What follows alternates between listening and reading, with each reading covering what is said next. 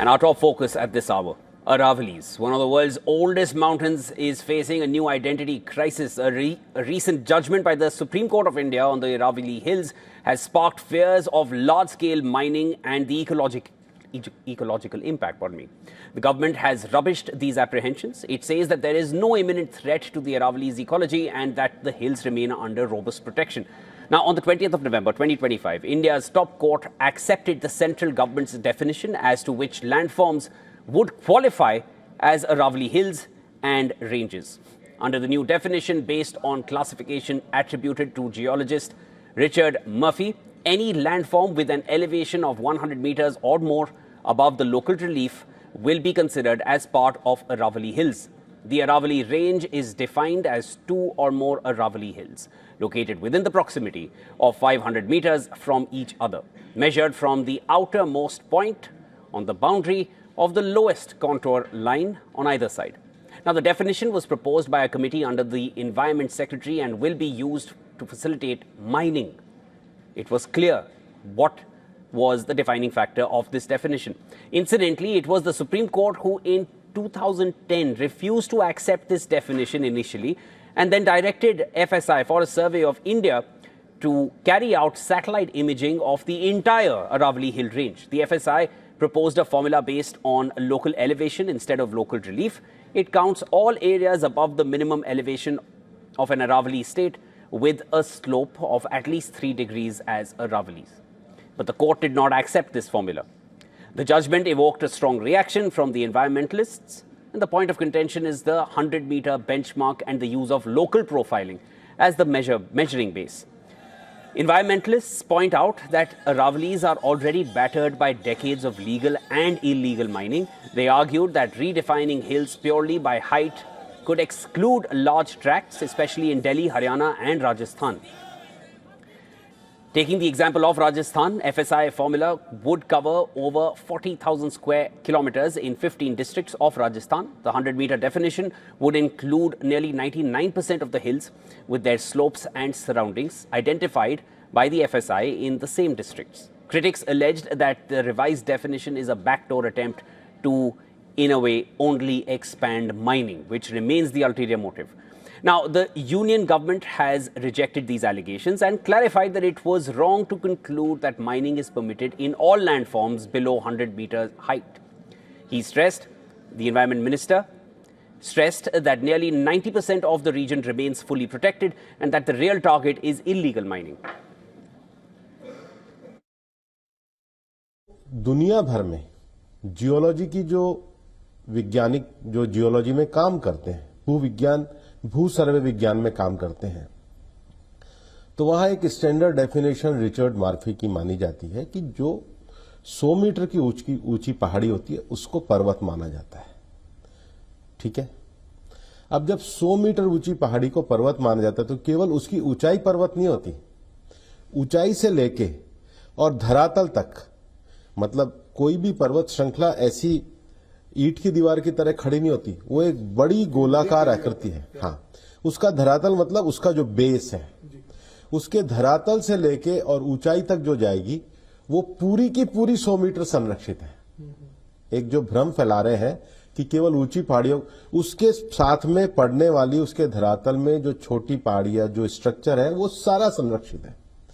फिर एक पहाड़ी जो 100 मीटर की है और दूसरी पहाड़ी जो है उसके बीच में जो आधा किलोमीटर का क्षेत्र है, कितना, उसमें जमीन है वो भी संरक्षित में आएगा, वो भी अरावली रेंज कहलाएगा।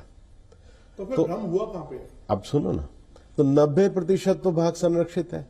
इसको तय किया है, ये भारत की सबसे ऊंची और प्राचीन पर्वत श्रृंखला है, बल्कि दिल्ली भी इसी में है। एक भ्रम और फैलाया जा रहा है कि जी दिल्ली में तो माइनिंग ही अलाउ नहीं है, फरीदाबाद में माइनिंग ही अलाउ नहीं है, गुड़गांव में माइनिंग ही अलाउ नहीं है, नूह का भी मुझे नहीं लगता है कोई बहुत थोड़ा सा इलाका होगा, इसके बाद रेवाड़ी में थोड़ी सी माइनिंग अलाउ है और हरियाणा में महेंद्रगढ़ में है।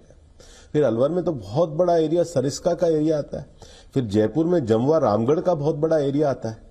अजमेर में भी अगर आप आगे जाओगे तो अजमेर में भी जो झील है, मतलब पुष्कर झील है, आनासागर झील है, फाईसागर झील है, सांबर लेक है, तो ये तो पूरा अरावली का जोन है। मैं इसकी जो टोपोग्राफी है, इसकी जो, और नीचे जो गुजरात में बनासकांठा साबरकांठा तक ये जो रेंज आती है पूरी की पूरी संरक्षण में है। और ये जो व्यापक डेफिनेशन होने से, अब स्ट्रिक्ट प्रोविजन होने से 90% भाग तो पूरी तरीके से सुरक्षित है। नई माइनिंग सुप्रीम कोर्ट का जो प्लान है, साइंटिफिक प्लान, पहले साइंटिफिक प्लान होगा, ICFR होगी, उसके बाद सोचा जाएगा। पर मैं बिल्कुल स्पष्ट रूप से बता रहा हूं 0.19% से ज्यादा में हो ही नहीं पाएगी। पर सर स्कोप तो खुल गया ना, लेकिन जैसे पहले जो नई माइनिंग का स्कोप नहीं था, वो प्रोटेक्टेड एरिया ही था सारा। इस पहले चल ही रही है, इसी के आधार पे परमिशन दी जा रही है। ये इसी के आधार पे परमिशन दी जा रही थी। ये जो आधार है, ये बेस यही, ये 2006 से। पर वहां क्या था, एनोमली थी। हर राज्य में अलग अलग एनोमली थी और इलीगल माइनिंग थी। रेस्ट्रिक्टेड और प्रोहिबिटेड एरिया का डेफिनेशन क्लियर होने से आप स्ट्रिक्ट मेजरमेंट कर सकते हैं, आप स्ट्रिक्ट कंप्लायंस कर सकते हैं। And that was Environment Minister Bhupender Yadav. Now, the centre has claimed that mining activity would be allowed in just 0.19% of the Aravalli area and that no new mines have been opened. All right, to discuss this further with me, I'm now being joined live by Mahesh Palawat. He is the Vice President of SkyMet Weather. Mr. Palawat, thanks so much for joining us here on the broadcast. Now, you've heard what the Environment Minister mentioned. He seems to be he's justifying exactly what the court has suggested, saying that no new mining leases are going to be offered unless there is a detailed study which is done. Is the definition of the Aravalli range at the core of this controversy? Have the Aravallis been reduced to a technicality? Is the definition accurate? What do you feel? I don't know why this verdict has been given, because Aravalli Hills are one of the oldest ranges in the world. So there is no point of defining that the 100-meter or more will be considered as a hill or parvat, and rest all will not be considered as a Aravalli ranges. So I don't know why this verdict has been given, but the fear is in the mind of people is that the other 90%, more than 90% ranges which falls below 100 meter can be subjected to mining, widespread mining, or as the Environment Minister has told that it will be just 0.2% which will be allowed for mining. That I don't know, but if it happens, then it will be a catastrophic impact on environment, because the Thar Desert will expand from western parts to eastern parts, and the water recharge will also reduce because replenishment of groundwater recharge will also reduce, because southern parts of Haryana and parts of Rajasthan, it starts with South Haryana up to Gujarat. So the desertification will also increase if these lower hills, the 20-30 meter hills, is reduced to ashes, or if they are subjected to mining. Then you can say the dust storm which originate over Rajasthan will reach up to Delhi and NCR, increasing the pollution over these areas over Indo-Gangetic Plain, and the temperature impact will also be there during summer. The winds, westerly winds, will impact up to Indo-Gangetic Plain, leading to increased heat wave conditions. Yeah.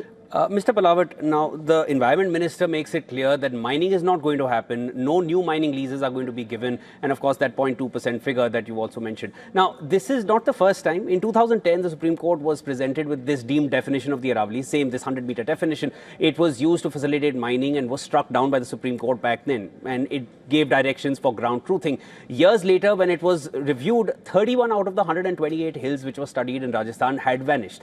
Now, what's the guarantee that this definition by the Supreme Court, which has again come to light just weeks earlier, is going to secure the hills as of now? That I don't know, because I am a meteorologist. I know about weather condition. If it is reduced, these lower hills is reduced, or you can say leveled as per the ground level, then the impact will be very high over environment. As I have told you, that the rain barrier will be reduced. The easterly wind originating from Bay of Bengal, which usually gives rainfall over eastern parts of Aravalli Hills, will not be stopped, and there will be extension of desert up to eastern parts of the Aravalli Hills, and the dust particle or this dust storms will reach up to Delhi and NCR, up to western parts of UP and parts of Madhya Pradesh, and it will be increasing the pollution also. PM10 level will also increase, and groundwater recharge will also be infected. The wildlife will also be impacted because the Sariska and this Ranthambore, these are also joined with the small hills of this Aravalli. They act as a bridge between these two wildlife sanctuaries. So there will be a widespread impact if mining is not be, as the environment minister is saying that there will not be any mining, and then I don't think that there will be any impact. But it happens. But if it happens, then it will be a catastrophic impact.